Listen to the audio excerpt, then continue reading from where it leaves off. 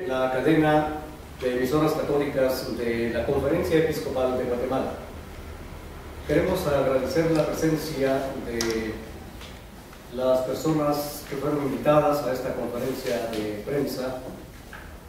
Les agradecemos en primer lugar por haber respondido a esta invitación en la que se estará dando a conocer el comunicado de prensa de la Conferencia Episcopal de Guatemala, cuyo presidente es Monseñor Rodolfo Valenzuela Núñez, obispo de la Verapaz y presidente de la Conferencia Episcopal de Guatemala. Nuestro agradecimiento también a través de esta misma cadena de radiodifusión para don Jesús Hernández en la ciudad prócer de Totonicapán, quien nos ha contactado con emisoras también del occidente del país que están pendientes de nuestra transmisión. De igual manera también a las emisoras locales. Estamos transmitiendo a través del sistema de estaciones Tezulutlán, Estéreo Gerardi en 107.9 frecuencia modulada, Radio Tezulutlán 103.9 frecuencia modulada, y a través también de la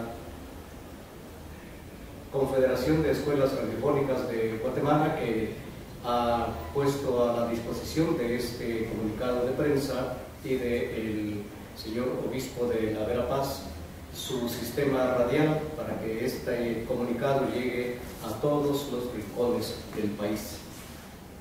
Tenemos entonces ya en nuestra presencia al señor Monseñor Rodolfo Valenzuela Núñez, quien tendrá a su cargo a partir de este momento en dar a conocer este comunicado. Entonces, ¿qué debemos hacer? Que se lee este encabezado en Lucas capítulo 3, versículo 10. Monseñor, muy buenos días. Muy buenos días y muchas gracias a todos por esta sintonía con las radios y también con los medios de comunicación para dar a conocer el último comunicado de la Conferencia Episcopal de Guatemala. Mis hermanos obispos esta vez me han encargado como presidente de la misma comunicar a la Iglesia y a los hermanos y hermanas este comunicado.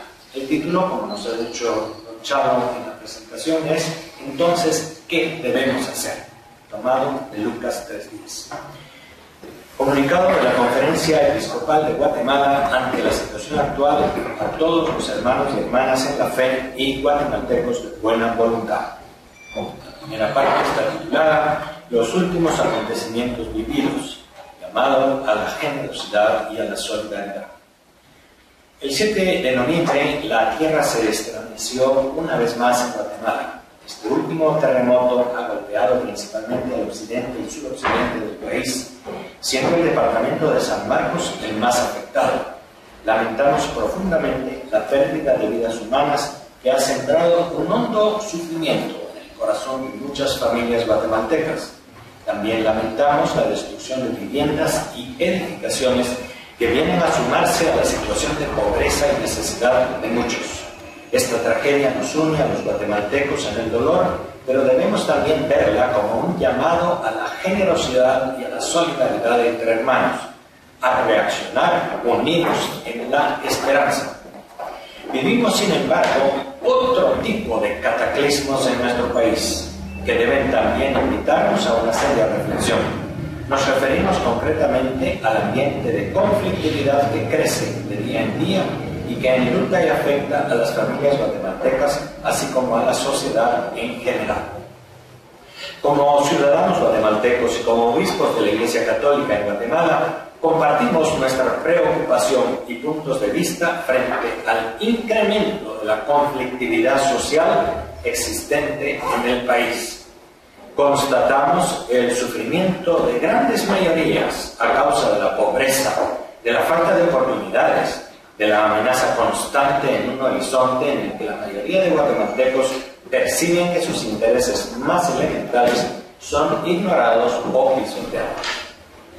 Constatamos los temores profundos que vive prácticamente la totalidad de la población: temor a perder la vida, temor a ser asaltados, temor a ser extorsionados, temor a que los hijos vayan por mal camino, temor a no tener empleo, temor a no encontrar espacios de sobrevivencia laboral, temor a padecer alguna necesidad externa, la enfermedad sin tener el mínimo indispensable para atenderla.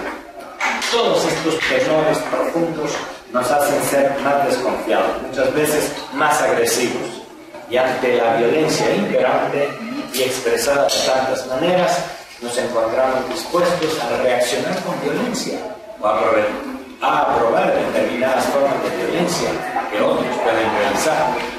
¿Cuál es el cual? El título de este comunicado, entonces, ¿qué debemos hacer? Se encuentra en San Lucas y es explicado por la aparición de Juan el Bautista en las orillas del Jordán como precursor del Señor. Esta intervención marca el inicio del camino y sentido que Jesús inaugurará. Juan recibe la palabra de Dios y proclama el bautismo de conversión para perdón de los pecados. A él llegan multitudes y le hacen la pregunta que hoy usamos como título de este comunicado. Entonces, ¿qué debemos hacer? La respuesta de Juan habla de la solidaridad y del compartir como norma de reencauzamiento de la vida personal y social. No rechaza a nadie, pero a cada quien le pide actuaciones de cambio concretas en función de su profesión y responsabilidades. En el punto 2 del comunicado nos referimos a la actual conflictividad.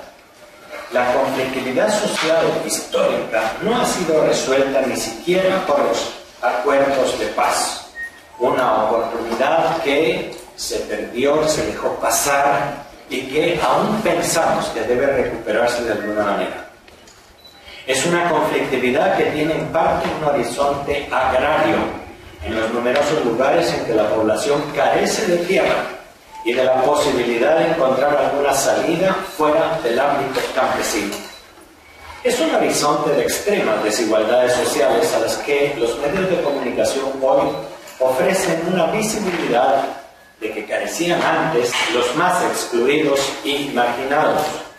Es una conflictividad que en ciertas regiones del país encuentra asiento cultural en la supuesta legitimidad del asesinato nacional, de la venganza de sangre, de la cadena de venganzas y del ser capaz de matar como atributo de virilidad. Es también una conflictividad que en otras regiones ha alterado tradiciones mayas ancestrales para volverlas vengativas, crueles y de turba enardecida, irracional y manipulable. En el momento presente hay una nueva conflictividad debido a que el Estado no ha sido capaz de orientar la inversión privada al bien común, pues en el proceso de privatización de las empresas estatales ha prevalecido el propósito de favorecer al sector privado. Ha elaborado leyes económicas a favor de la empresa y no del bien común. No ha sabido atraer el apoyo de la población para la implementación de políticas de desarrollo energético y educativo y ha gastado el presupuesto en políticas clientelares. Se siguen impulsando programas asistencialistas sin atacar las causas estructurales de la pobreza de los guatemaltecos. Los más pobres, indígenas, campesinos, quienes no han tenido educación formal, son los grandes olvidados del sistema, pero aún siguen siendo la base que da nombre y sustancia al país. Ante esta conflictividad, en algunos de sus grandes rasgos, la Conferencia Episcopal de Guatemala propone, en el punto 3, propuestas de solución. Creemos importante que distintas entidades y sectores asumamos responsabilidades propias en el ámbito que nos es propio, para que la conflictividad existente en nuestra sociedad encuentre soluciones que permitan enfrentarla buscando disminuir las causas que más la alimentan. En relación a los tres poderes del Estado, consideramos que el legislativo debe tomar conciencia de que a través de la emisión de leyes debe velar por el bien común. Los intereses partidistas y de sector son el mayor obstáculo para el desarrollo de la nación. La ética política y la referencia al derecho natural de las personas debe ser siempre el referente de toda legislación. Sin fundamentos éticos, la actividad parlamentaria termina degenerando en una actividad cortoplacista, miope, más interesada en obtener beneficios inmediatos, sectoriales y hasta personales, que en contribuir al bien común. Con respecto al poder judicial, proponemos: la justicia es buena cuando es pronta, efectiva e imparcial, cuando se atiene no solo al derecho positivo, sino también al derecho natural. El Poder Judicial ha de atenerse únicamente al interés mayor de que la ley justa sea acatada, castigando a quienes la quebrantan. Con respecto al Poder Ejecutivo, el Ejecutivo es el órgano que representa la unidad de la nación y es el principal actor en la búsqueda del bien común. Debe tener la doble capacidad de escuchar las demandas de la población y también la de saber proponer e implementar políticas que favorezcan a largo plazo la realización del bien común y no la búsqueda de reelección por medio de medidas clientelares. No solo al Estado y a sus instituciones corresponden responsabilidades. La sociedad civil, en sus más diversas expresiones, debe atender al horizonte del bien común como referencia última a la que se deben orientar los legítimos pero parciales intereses sectoriales. Por eso también hacemos una recomendación con respecto a los partidos políticos, que deben recuperar su función de ser mediadores entre la sociedad y el Estado. Tienen tres funciones: la de detectar las necesidades escuchando las demandas de la población, la de proponer políticas que respondan a esas necesidades dentro del objetivo de lograr el bien común, y la de educar y convencer a la población de la bondad de sus propuestas, buscando la aprobación del voto.